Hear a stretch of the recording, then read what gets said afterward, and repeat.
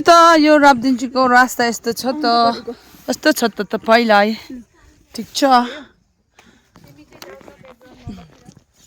हामी चाहिँ हेरेको भने यस्तै भयो मजा आयो टुरिस्टको यति बेसी भिड आमा तर जति बेसी टुरिस्ट त्यति मजा अनि अर्को कुरा चाहिँ के भन्छ पार्किङको चाहिँ अलिकति सानो जग्गा भएर चाहिँ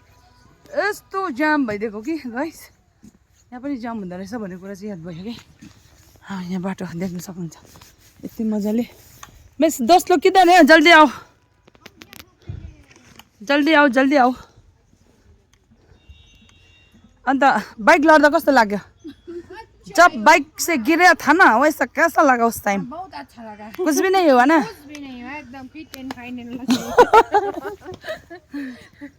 नया एक्सपीरियंस गराउनु हुँदैछ आज हामीले कभी गिरना पड़ता है गिर के लड़के गिर के पड़ गया उठना पड़ता है तो ऊपर तक जाता है ना गाइस हामी चाहिँ लाग्यौँ नि अब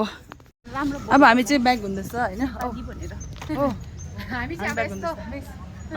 ब्याग हुँदैछ ओ कत्रो खुट्टा रहेछ हौ